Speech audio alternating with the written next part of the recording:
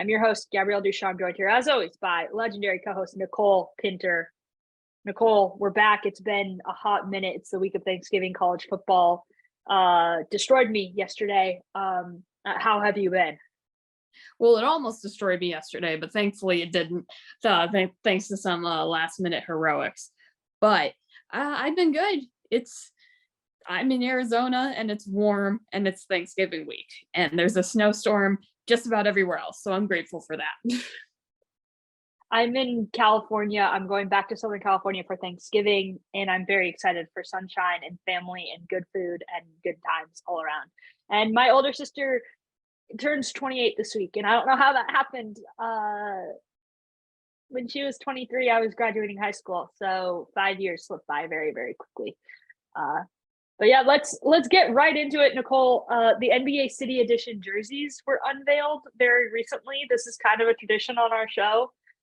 What are your initial thoughts when you saw the City Edition jerseys come out? I feel like not a lot of creativity this year. We were talking about this pre-show, like they're almost running out of ideas. Now, there's some really cool ones. There's some cool ideas that I personally don't think were executed well, but a lot of them are just like, they're fine. They're fine. I don't think there's a lot of really nice ones, but there's not a lot of special ones, if that makes sense. Yeah, I think we're gonna like rank ours really soon here. There's some that you're just like, what were you smoking something when you made that? Were all of you drunk when you decided to like, they're the outliers are the ones that make this the most fun. But yeah, they're slowly but surely just kind of becoming like another version of a home jersey or another version of an away jersey. I think Nike kind of backed themselves into a corner with having to redo it every single year, and making it fresh and new every single year is tough. But yeah, Nicole, let's get right into it. Let's go with what are your top 3 worst ones, and then we'll do the top 3 best ones. Let's start off though with the worst ones. Okay, the first one for worst, I'm gonna go Minnesota. Now, I haven't read up on any of, outside of like our respective teams, like, the design choices of, why they look the way they do. Minnesota is just, it's the lines, the colored boxes, I should say, the white. Right. Minnesota under said colored boxes, and the number is like really close to Minnesota too, which I just don't get. Yeah, that's number one for me. These kind of are in no particular order, to be honest. And then Indiana, again, I just don't know. I don't know what it is. I don't like the gold kind of chain that goes across the chest.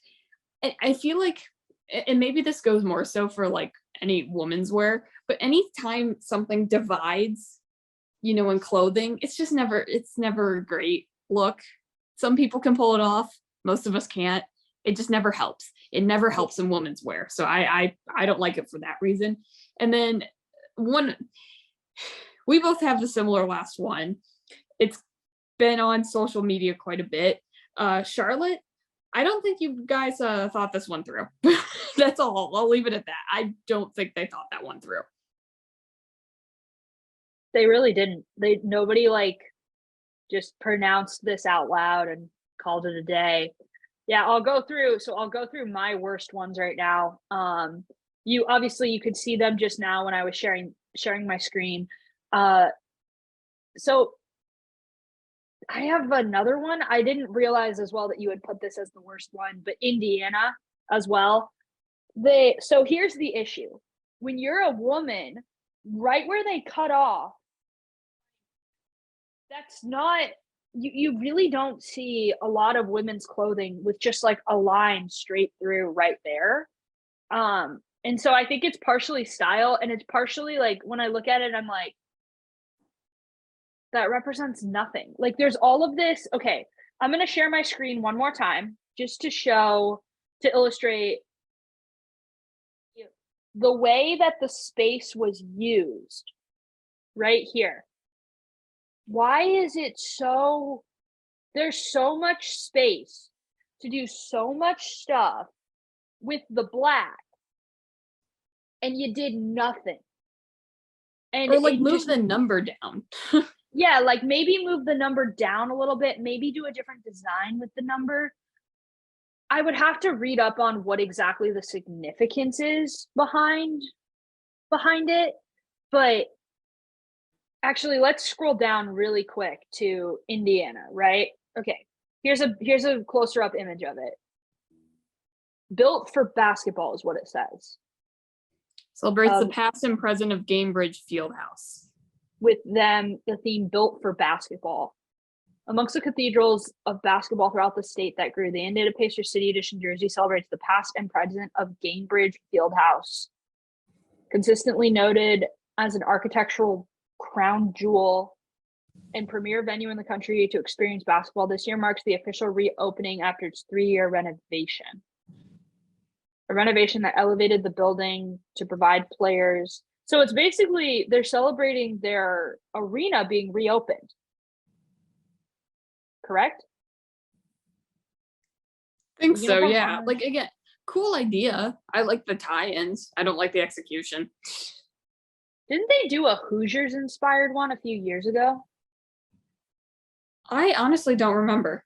Like, it feels like there's so much in Indiana is literally where the Basketball Hall of Fame is located. And this is the best you can do. Like, it feels like Indiana has no excuse. You should have a banger of a jersey every single year. And we get black, meh at best. And then for me, the next one, of course, is Orlando, Disney World. You have so much potential with your jersey, and it's literally just like, it's just black. And it's got like the Disney logo for the sponsor. That's it. Once again, I don't think you have any excuse when you have Disney World in your backyard to not have a banger of a jersey, because Disney sponsors them. So you've got to believe that they have some right to put something Disney World inspired or Orlando, that world inspired on some jersey. So that's another one where they just kind of like fell short, I guess. And then, of course, the third one. Oh, the ever so wonderful. Oh, Charlotte. What are we going to do with you? What are we going to do with you? So apparently I spoke to someone from Charlotte, and they were saying that they say CLT in the city. That's what they say when they're like, oh yeah, I'm from CLT. When you're in Charlotte, North Carolina, that's what you say. So that's the inspiration behind it. But it's such poor execution. Kind of that saying you had one job. They didn't execute their job very well. Yeah. Nicole, those are my worst 3. So let's go to the more positive side now. The best 3. What are your best 3? Well, I will start with the pink in Washington. I love this. I think they've knocked it out of the park as far as like city edition goes across, like between MLB and NBA. Diving into like the cherry blossom, like I'm assuming that's a cherry blossom pink. I think it's just gorgeous. I will say maybe a little, and this is saying something for me. Cherry blossom. Maybe a little too much pink for me. Maybe could have added a little more of those cherry blossom accents we see on the side. But like the gorgeous uniforms. Yeah, I think it would have made my top 3. Oh, look, they have the cherry blossom accent on the bottom as well. I just think it needs a little bit more. Yeah. I think it needs some more patterning right down here, kind of on the sides, or like maybe just below. How cute would it have been if like there was this same patterning kind of going down the sides right here? Yeah, I have to agree. Washington's is a pretty good banger, and tapping into cherry blossoms is pretty awesome. All right, what's next for you? Washington, and then there's not much science behind this one. Toronto's. I'm just a sucker for black and gold. I think it's clean. Black and gold. You just can't go wrong with black and gold. It looks good. The black, like really accentuates the gold. It's just a clean, good look. It's not super creative, but it's clean, and I like that. And sometimes simple is better. It looks like they have patterns on it too. Classic black and gold. It's a nod to diversity and unity in Toronto, it says. That's cool. All right. Yeah. What's number 3 for you? The Phoenix Suns. Now, I really do like the old ones they have, the Valley. It's kind of sad they're retiring those. I think those are just beautiful with the colors and the way they did it. But the story, the colors, everything behind this is just awesome. We'll start with the color, beautiful blue, and the sun's orange to accent that. They combined with or worked with several tribes, I believe, several celebration of Native American culture. I don't want to get that wrong, but it's beautiful. The turquoise base color represents the protection stone or living stone, special meaning to indigenous tribes who, call Arizona home. The sun's primary sunburst logo might be the worst part of it here. I don't know what they could have done differently, but I maybe could have done something a little different there. Otherwise, gorgeous. Suns knock it out of the park. Arizona is home to 22 indigenous tribes. The Navajo, the Kabib Puit, the Pascal Yaqui. I'm probably completely butchering those names, and I apologize for that as the white woman that I am. I sincerely apologize to indigenous people on that one, but it says the turquoise base represents the protection stone or living stone, as we mentioned. The sun's primary sunburst logo is in the center of the jersey. The red trim represents the color of the land in the soil found across the state. So if you go up to Sedona, this red trim is what you'll see in the rocks. Yeah, I mean, just an absolute banger of a jersey. And then on my end as well, I have the Suns knocked it out of the park. I think that's the one common one we have for the best ones.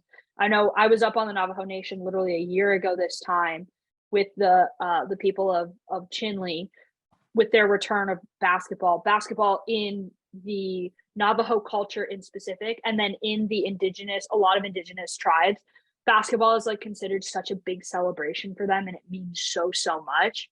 So for me to see that the Suns are doing that was so cool to see after having done a story on reservation basketball and how much it means to the indigenous people. For me, I was studying the Navajo people in specific, and covering their love for the sport. But just such an incredible ode to people that really had a lot of their land stolen in the state of Arizona. And across the entire country, it feels like it's the Suns got this one right. Good job on that one. And then for me as well, I really love the Philadelphia ones. They are the city of brotherly love. I think they totally nailed this one. I'm going to share screen really quick, just to show it. City of brotherly love. How did it take them this long to do this one? I'm not sure, but I love it. Especially in a city that has so much of their culture, once again, is built around the sport of basketball and Julia serving and saving the NBA. I love the Philadelphia one. I would argue that it is my second favorite, right behind the Phoenix Suns one. And then for my final favorite one, of course, I got to go with Milwaukee, just because, once again, total sucker for that shade of blue. I love this really, really bright light blue. This is a favorite of mine. So Milwaukee, you guys get the cake for me just because of the color. Kind of like you with Toronto, Nicole. Just the color in general. On point. Nothing wrong with simplicity. Nothing wrong with getting straight to the point rather than mashing 6 jerseys together. Thank you, Miami, for that one. Appreciate that. Yeah, nothing wrong with getting straight to the point. And speaking of getting to the point, Nicole, any last thoughts on City Edition jerseys? Well, just because we haven't mentioned our own team City Editions jerseys. Chicago is basically their home one. If you know like some it's the accents, it's pretty light because it's white. Um, but it has like a bit of the Chicago flag in it, the Y kind of representing sort of the loop and the multiple, metro systems running through it. It's just it looks like the usual home jersey.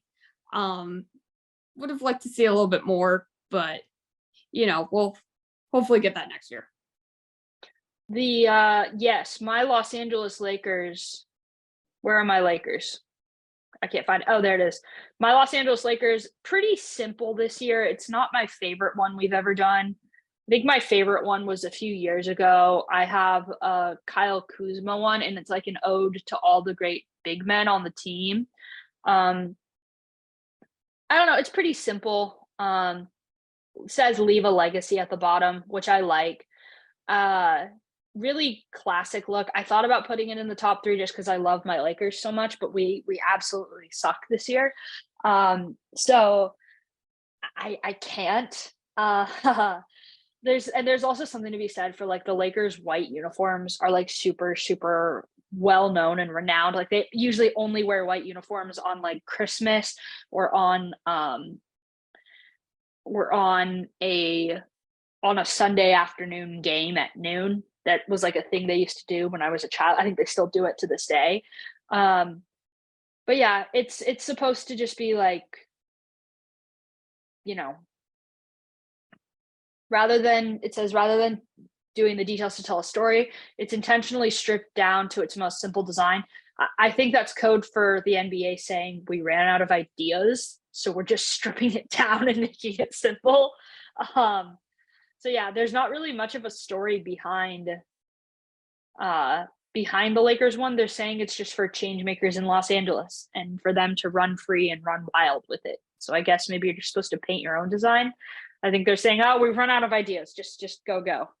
You do what you got to do." Let me correct myself on the Chicago one real quick because the subtle Y is an ode to classic architecture of Chicago, the Chicago Municipal Y.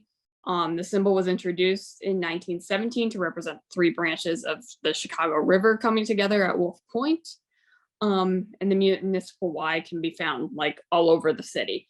So it's pretty subtle. It's pretty, it on the surface looks just like the home whites, just with Chicago. Some of the red rust color. Again, it's nice. It's subtle. I don't hate subtle. It just doesn't look anything different. I don't hate subtle either. A lot of them have just become more subtle. I think it's because Nike is running out of ideas, unfortunately. But nonetheless, moving on from NBA jerseys to women's basketball, we're recording this on the heels of arguably one of the biggest matchups of the entire year happening actually in my backyard. Nicole, so far on the women's basketball season, we're about like 2 or 3 weeks in now. What are your thoughts so far? Yeah, it's the season's just kicking off. It feels like once you get past Thanksgiving, it feels like we're getting through all like the tournaments and everything. But we've had some big games already. Tennessee, Indiana. Tennessee's playing UCLA as we speak. Yeah, there's been big games already. UConn, unfortunately, without Paige Beckers again, and we already have another big game in Stanford, South Carolina. So like before we even get to January, where you're getting into the nitty gritty of conference play, games that really matter as far as getting to the conference tournament and conference championship. It's crazy some of these games are getting this early. I'm so excited. I'm going to the Stanford, South Carolina game later today. Like right after the show, I'm gonna go get ready and leave for the game, and I can't even believe it. It's been insanity. Texas lost last night. Number 3 team in the country. They got the biggest transfer in the transfer portal in Shaylee Gonzalez, and they dropped a dud in the Bahamas against, I'm blanking who they just lost against, which is not good. They lost yesterday to Marquette by like 10 points. And it legitimately already feels like it's March Madness, and it's like a Thanksgiving tournament in the Bahamas, because college basketball likes sending these teams to tropical places and just have them play in some weird remote arena with like 12 fans, and they call it a day. Yeah, it's, I mean, I'm so excited to see Stanford women's basketball is going to be today, because I went and saw them play their very first game of the year. They played against, like, I think Cal State Northridge, and they won by like 60. So they've only really played like weak opponents to this point. And they played against South Carolina last year, not only in well, they only played them in the regular season. They never played them in March Madness because they lost to UConn in the Final Four, and then UConn went on to play South Carolina in the national championship game. So I'm so excited to see what this. I think they're going to be the 2 teams at the very end. I genuinely believe that. National champion of 2021, national champion of 2022. This is also the final year at which they both have their 2 best players from this last 4 years, right? Haley Jones and Aaliyah Boston are both seniors. They're both going to be duking it out for player of the year. I think Haley Jones is going to win that one. I think she is the most underrated and quiet superstar in all of women's college basketball, and in all of college basketball in general. So yeah, I'm so excited to see South Carolina versus Stanford today. My prediction is Stanford wins by about 6 going away, because they're playing at home. And I think that's the only difference maker, is the fact that they are playing at home. So that brings us to, well, we'll get to Pac-12 champions in a minute, but Final Four predictions. So you're already saying this is a national championship preview, to which I don't disagree. I think that is more likely than not. My Final Four includes today's team, South Carolina and Stanford. I think, thankfully, Caitlin Clark won't be out too long. I think Iowa gets over the hump of last year, and this year, I think they break through. I think they're in the Final Four. And then Louisville, I think they're back again. They're a team we haven't heard of too much lately these past couple of years. I think they're back. I think Haley Van Lith is coming for blood. She's one of the top players in the class of 2020, and she's kind of disappeared into the shadow of Boston, Jones, Beckers. She's like been quietly still one of the best players in all of women's college basketball. She had an injury too, I believe, her freshman year. So I'm going to disagree with you, but I also understand why you have Louisville in your Final Four. I'm going to go with Stanford, South Carolina, like I mentioned. And then I also have Texas in the Final Four. Now, hear me out. Texas, number 3 team in the country right now. They lost yesterday. It's only November, but their difference maker is going to be Shaylee Gonzalez. 5th-year senior now from BYU transfer. I think firmly she's coming for blood. There's a reason she transferred. She lost her head coach at BYU. She saw an opportunity. She's trying to win a national championship. Texas has a brand new arena too, so they've got money that they're trying to recoup from that. They're like the richest college athletics department in the entire country. I think this is their year to get through. I really do. And then my last one, just like you, I've got Iowa. Caitlin Clark, mother of God. She can play basketball. They're coming off of probably one of the more disappointing finishes in all of college basketball a year ago when they lost in the round of 32. I remember where I was standing when I saw the final score of that game, and my jaw dropped. And I said, see you later, sayonara, to my bracket, because I'm pretty sure I had Iowa making the Final Four. So yeah, I think they get back there this year and kind of have a comeback story like Virginia in men's college basketball did a few years ago. After losing round of 64, then they went on to win the national title the year after that.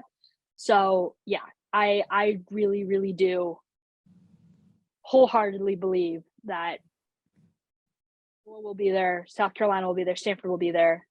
And then Texas is going to find a way in for the first time in quite a while. They're number 3 team in the country right now. They're going to bounce back from their loss yesterday. It's only November.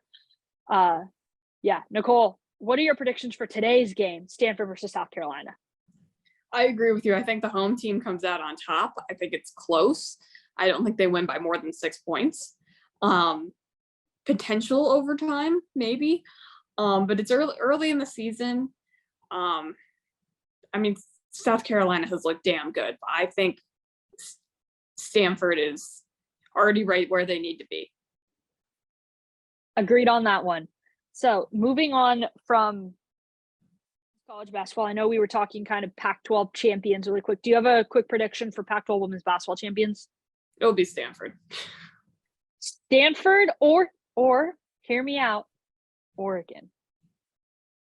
It's a dark horse. Back end dark horse. Kelly Graves is sniffing for blood. Graves wants to make sure that people know that he can coach even without Sabrina Ionescu, number one. Number two, they have a lot of fifth-year seniors on their team. They did lose Sedona Prince due to injury, but they still have Taya Hansen. They still have a lot of returners who are now going to age out from those teams that played in the Final Four. So I think Oregon is a dark horse. Keep that in mind, people. Keep that in mind when you're betting or doing whatever in Vegas that week. Keep Oregon in the back of your mind. Moving on, though, from women's basketball, let's go to men's really quick. Nicole, your thoughts on Final Four predictions, what you've seen so far from maybe the Michigan Wolverines, maybe another team. Your thoughts so far? That Michigan ASU game, let's talk about the elephant in the room. Michigan forgot how to hit the 3 ball again. That was, I think we can both agree, that was the greatest game I think either of us have seen ASU play since we've been here. I know they beat Kansas, but that was just lights out shooting. And the defense has always been pretty solid. ASU's defense always plays hard. It's whether the offense is going to score. That's why ASU plays in so many low scoring games, because the defense is great and the offense can't do anything. Well, but when they played Michigan, they were just lights out. Michigan's defense was struggling. They were lagging essentially. I mean, that's just the best game. There's nothing you can do about that if you're Michigan. ASU just played the best game I think I've ever seen them play. What about, who were you rooting for? You went to Arizona State University. You live in the state of Arizona. Who were you rooting for during that game? Well, at first I was pretty hard for Michigan because I was like, this isn't going to even be close. I've seen this ASU team play. They haven't looked great. Offensively, they're just not doing anything. I think this is going to be a blowout. And then ASU is winning, and I'm like, well, now I'm conflicted because I want to be happy for ASU because I went there. But this is one of the hardest losses I've seen Michigan take in a minute. So, I mean, I'm tough for Michigan, but I'm happy it was to ASU. So I'll take it. Folks, on this show, our freshman year of college, 4 years ago, I proposed a very hypothetical thing. If Arizona State is playing against Michigan, who will Nicole root for? She said Michigan, and you doubled down on that just now. You said I was starting to root for Michigan at the beginning. But seeing Michigan, your team since, birth, your family's team, you lived in Ann Arbor, seeing Michigan play against Arizona State and seeing them lose, Nicole, you just witnessed what I had to witness throughout all of college as a UCLA fan when Arizona State would play UCLA every single year and all my favorite teams were on display against one another. Honey, welcome to the Confliction Club. Now, yours truly, I am definitely ASU over UCLA any day because I went to Arizona State. Sorry, UCLA, love y'all. Always going to root for my Bruins, but ASU will always rank kind of above UCLA because that's my alma mater personally. But welcome to the Confliction Club. It's really, really tough to be a part of it and see it every single year. Now, granted, UCLA jumping ship to the Big Ten, that's going to kind of fix a lot of the dilemmas I've had over the last few years. But yeah, welcome to the club, Nicole. We're happy to have you. Well, I'm here. I've arrived. Um, I'll jump right into Final Four before getting into your thoughts and Yeah. predictions. Just because I know you got to get to the Stanford, South Carolina game soon, and we still have quite a bit to cover. I think Kentucky, they're a basketball school. They are. They will be. They will always be. As much as I kind of want, it'd be funny for football to overtake them. John Calipari's going to get them there, and then I'll jump to Gonzaga. I think Gonzaga. We talked about it.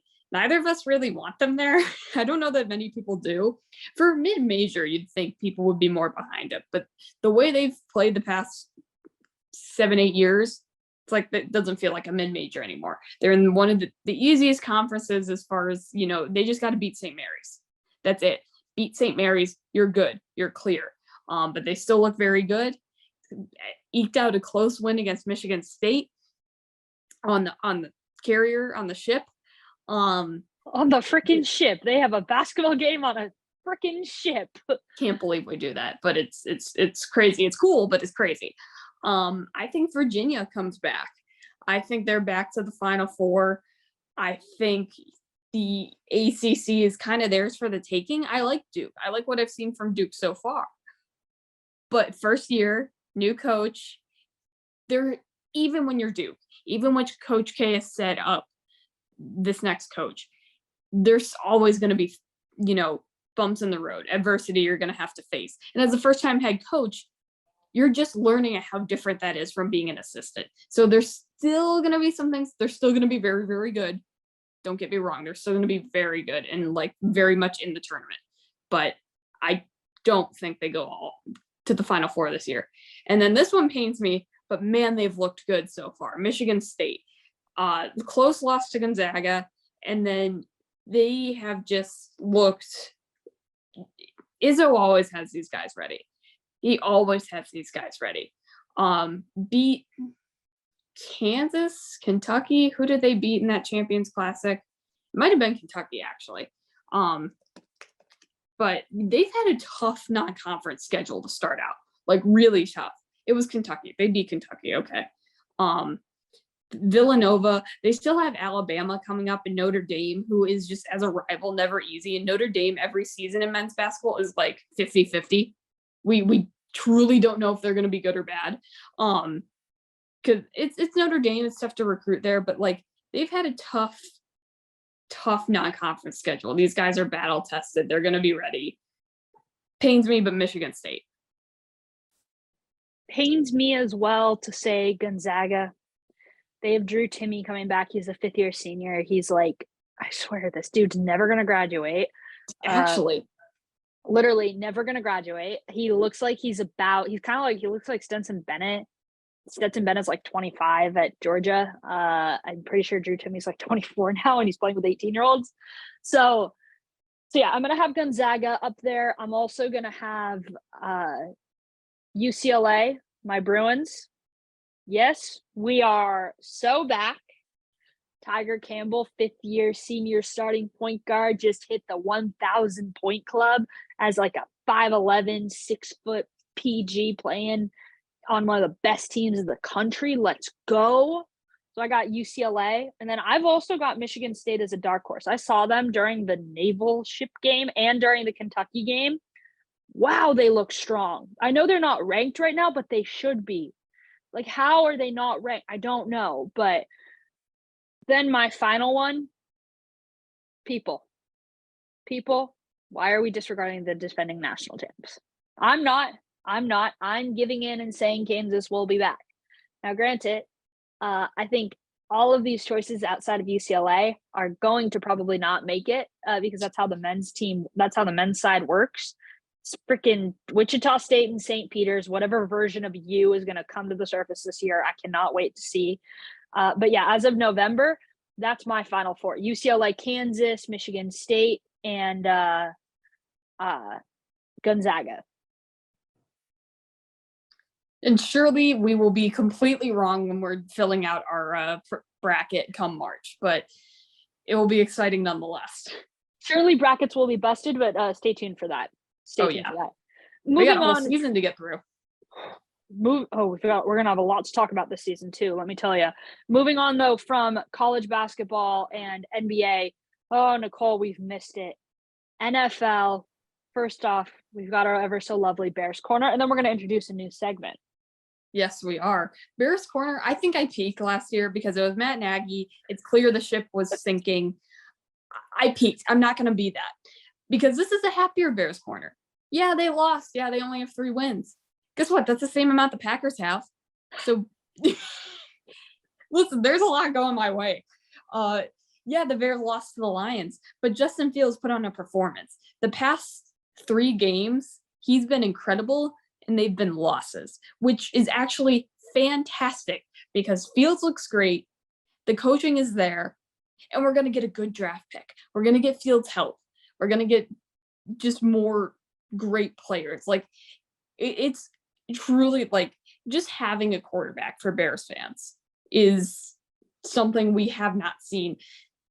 Even the trade for Jay Cutler, which, yes, Jay Cutler is the best Bears quarterback of all time, which is just wild to say. Even that trade was like, why are we doing that? Because like Kyle Orton wasn't that bad as a Bear. I don't think many people remember that. Kyle Orton was not that bad. Gone through so many head coaches. It finally feels like there's hope, even if we end up with a top 5 pick, which I think we will. But it's Justin Fields throwing the ball, running the ball. He's all over the place. I mean, he's like the fastest player on the field. It's incredible what he's done the past few weeks and how he's grown this season, because he's had rough looking games where he's hitting guys in the helmet, not seeing the man, overthrowing them.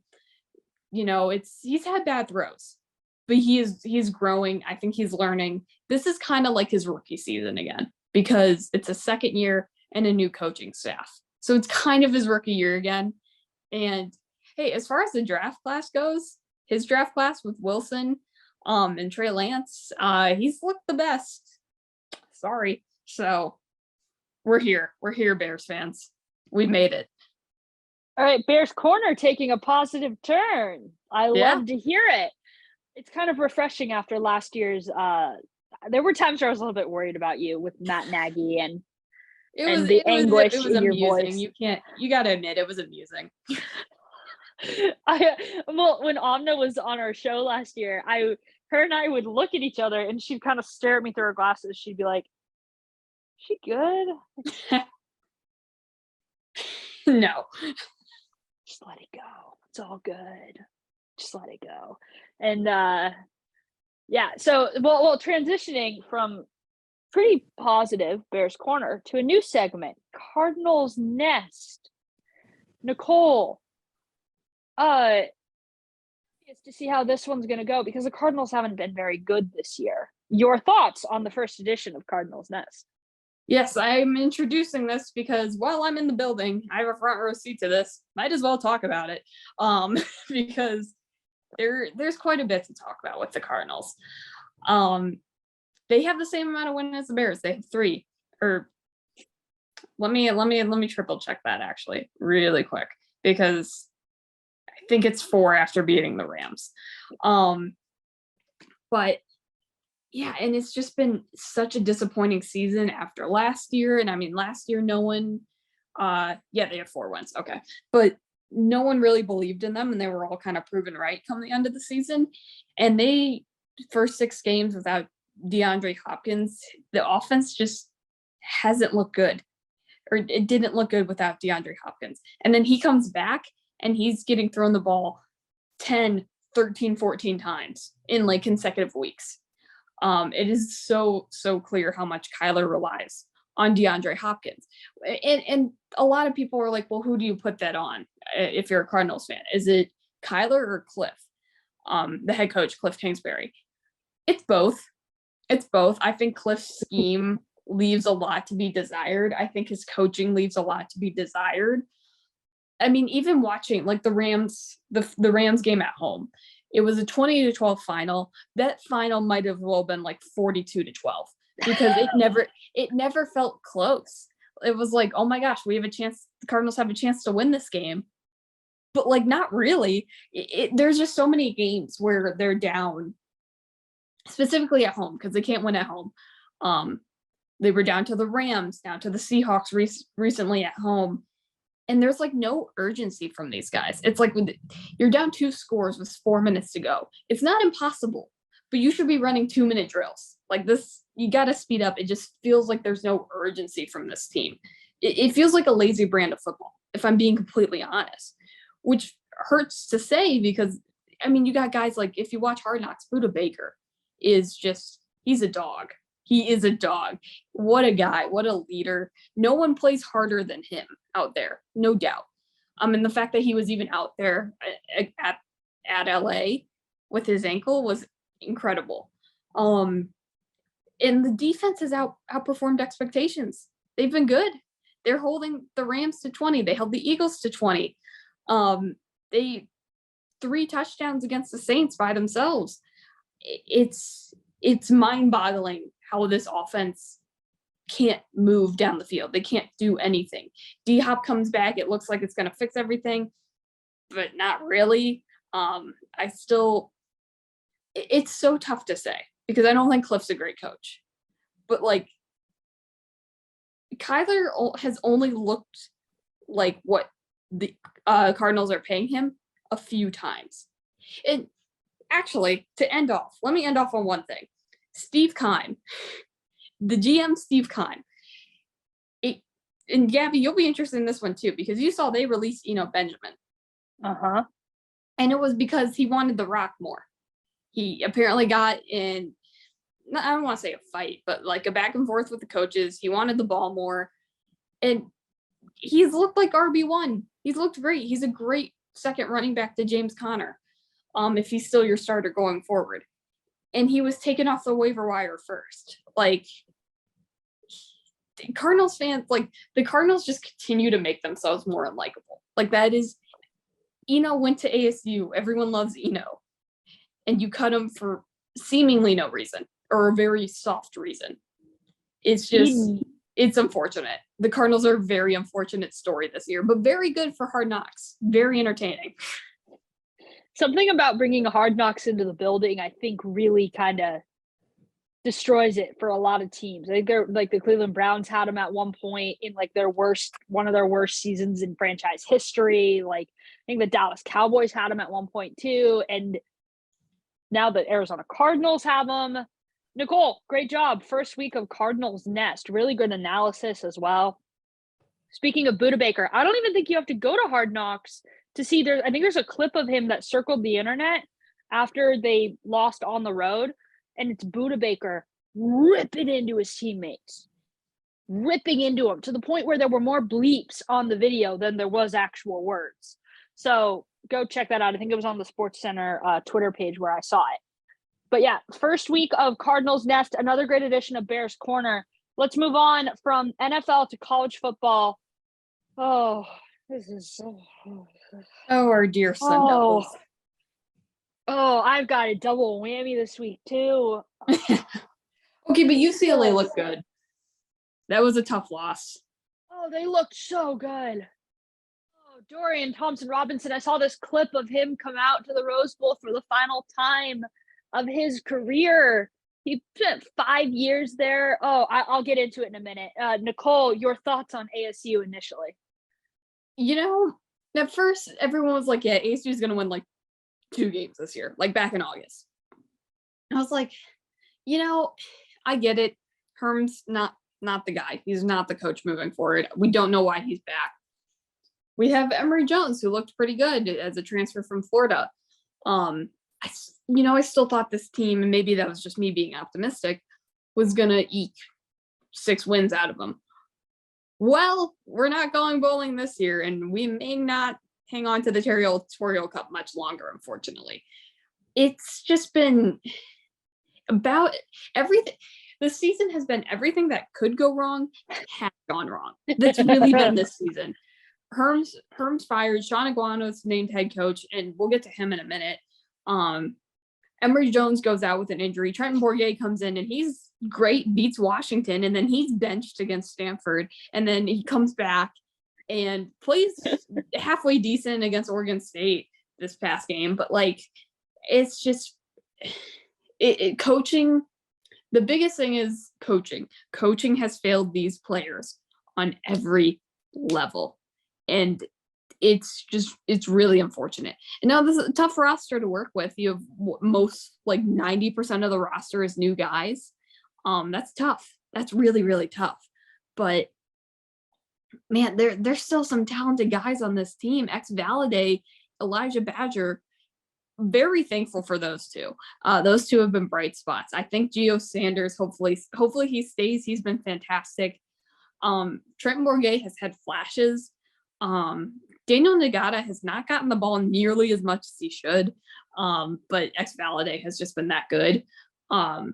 Yeah, just really, really unfortunate season. There's not much to say. Very disappointing. Very that there's no one at that Oregon State game. Like that tells you everything. Gabby, what are your thoughts?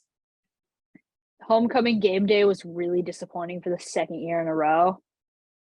Because last year we got blasted by Washington State on homecoming game day. Halloween weekend, there were like 4 people in the stands. This year, homecoming game day, got blasted with like 4 people in the stands. 3-8. You know, freshman year when I jumped on the Herm train, really kind of thought, oh, we'll be in a bowl game we'll be at the Rose Bowl by senior year.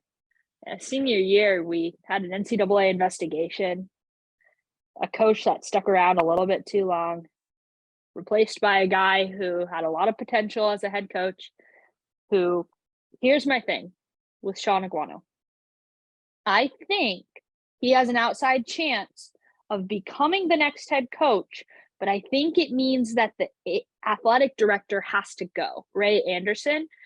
It's either going to be one or the other. They're not going to keep both, I don't think, because it's going to make too many people who give a lot of resources, money, time, energy to athletics to make it the beast that it is. I don't think you're going to be able to keep both of them and keep boosters and people that sign checks. I don't think you're going to be able to keep them happy. So I think that either one or the other will end up going. I think Aguano has a way better chance of staying if Anderson gets ousted, but I think Aguano is the one that's more on the hot seat than Anderson is. I don't know what the process is for replacing and hiring and firing athletic directors. I think that falls to the president of the university because it's such a high ranking position. So I think that if Anderson gets ousted, and I don't know exactly when that would be, like, do they have to wait till the end of the school year? I don't think so. I think you can just oust him whenever you please, so long as you're willing to pay out whatever is left on his contract. So yeah, I think Aguano has a way better chance of staying if there's a new athletic director actually that's chosen. Because there's this whole argument of the situation he got backed into with picking up the pieces of Herm Edwards coming in, in a really, really tough situation with the scandal and players transferring and this and that. And your starting QB not being super stable. It wasn't a guy that you brought in. It's just a guy that you have to implement your playbook with him and pray that it all works out. I think the situational disappointment is really like a factor that should come into play with looking at Aguano. And I would love to see the amount of recruitment he could do in the state of Arizona. I think he has a really good, strong chokehold on the Arizona high schools that have all the best players in the state. And if you can keep some of those guys here, I think that could be a really good argument for him to get hired on and to stay. But Nicole, what about you? Who do you think is going to be, who do you think they're going to go after in the head coaching search? I do think, and I have to look up his name just to be sure, but I think it's going to be the Oregon offensive coordinator, Kenny Dillingham. He's been noted as a favorite. He'd be a good hire, and I just hope we make a good hire at the end of the day. And ideally, it doesn't involve Ray Anderson. I think he needs to go. And truthfully, with this coaching staff, I think they all need to go. The defense has been abysmal. The offense has had no creativity. I would love Sean Iguana to stay on staff. I don't think he should be head coach though. Yeah. He's not head coach. Head coach material involves a lot more than just leadership, unfortunately, which he's great at. He'd be great as a head coach if the head coach were just, the motivator, the guy standing at the front of the room, but that's not it. You got to be able to scheme football too, and he just can't. But I would really love for him to stay on staff. So I think they need to clear house. They really, really do. They almost did clear house last year outside of Herm. They cleared house with everybody else. But yeah, it sounds like this year I think is kind of a wash. It's also hate week. Oh my Lord. Can we just please come away with the Territorial Cup, please? That's all I need, and then I'll be okay. Would cure everything. Oh, hate week is just different. It's going to be a long week leading up to that, and it's Thanksgiving, so gonna pray for one good win to end off a rather disappointing season. Moving on to might have literally been the football game of the year. And my Bruins ended up on the wrong side of history. Dorian Thompson-Robinson, Caleb Williams. Oh my Lord. They put on an offensive onslaught. What? Oh my gosh. I was boarding my plane as the game was ending. And here's the crazy part. I was flying out for work this weekend, and I came back last night, and I was getting off my flight, and there was this young man who was wearing a UCLA football badge, and he had a hat on. And I looked at him, I was like, hey, I noticed you're covered in UCLA gear. I said, I was just ranting about the game. I was like, it's so disappointing. He's like, I know. He's like, I'm going to school there next year to play football. Mind you, this was a flight from Burbank, California to San Jose, California on a Saturday night. The football game was in the fourth quarter at the time, and his mom said, yeah, we had to leave the game early because we had to make this flight to get back home. And I looked around and I was like, God, they were sitting across from me on the flight. Of all people, all chances, I'm sitting on the flight with this young man. I don't know what his name was. I didn't recognize him or anything. I don't really follow football, high school recruitment that closely, but there was this young man. He was at the football game prior to boarding that flight. He literally just came over right from the Rose Bowl. And I was saying to one of my coworkers, I was like, oh my gosh, I want to be at the Rose Bowl right now. Gosh, it's the game of the year. And I'm sitting here in a bar watching it. I'm glad I was at least able to watch it, despite that I was traveling. USC and UCLA put up like a combined 900 yards of total offense. Just insanity. Dorian Thompson-Robinson, I think, will be able to be an NFL draft pick. I don't think he's going to go first round as much as my little heart wants him to. I don't think he's going first or second round. I think he'll be like a mid-round, like fourth or fifth round pick. That's kind of where he's projected right now. He stuck around at UCLA all 5 years. I think there were times where he could have transferred. He could have left, but he trusted the process. He did something that's so rare in college athletics these days. He did the exact opposite of Caleb Williams. Caleb Williams jumped ship, said, sayonara, see you later, Norman. I am going to Los Angeles. I can't say I blame him. I would probably do the same thing if I were him, but it's the tale of very different stories. It's a tale of very different quarterbacks. One that was not expected to rise to the level that he is in DTR. Another, Caleb Williams, who just came on the scene and boom, just like that, 6 games into freshman year, and he was the starter. So just an unbelievable game. Nicole, your Michigan guy, Charmaine, our starting running back. Charbonnet. Apologies, I accidentally just named a coach at my the college I work at. I just got those two confused in my brain. Charbonnet, what a beast. Thank you. He's a stud. Go Blue to go Brew. Oh, we will take him. We will take him. I went to bed last night thinking I cannot be too disappointed in that game, despite how heart-wrenching it was to see the Bruins lose at home. I mean, it was easily a top 5 game this year. Easily a top 5 game this year. Go Brew. Yeah, that was just back and forth. UCLA got off to a hot start. USC came back, and then kind of took over from there. But yeah, that was game of the year for sure. You had your heart racing for a very different reason than I did. With my Wolverines, my heart was racing for them to win, which yours was too, but it was a shootout. This was Big Ten football. I know USC UCLA is about to be Big Ten football, but that was way too many points. You got to bring it down. Michigan ekes out a win over Illinois. A very tough Illinois team, but losing Blake Corum before the end of the first half, and then he only had one carry in the second half, which is good. I'd rather him be healthy for Ohio State than this. But yeah, that was close. Defense came through. They were losing in the trenches a lot, which I hope we had a lot of guys out. Mike Morris, need him back. Need Donovan Edwards back, especially if Blake Corum is hobbled a little bit. AJ Henning, who hasn't been given a lot to do this year. It wasn't a perfect game by any means. JJ McCarthy had some great throws that were dropped catches, and then some really bad throws that should have been very easy balls.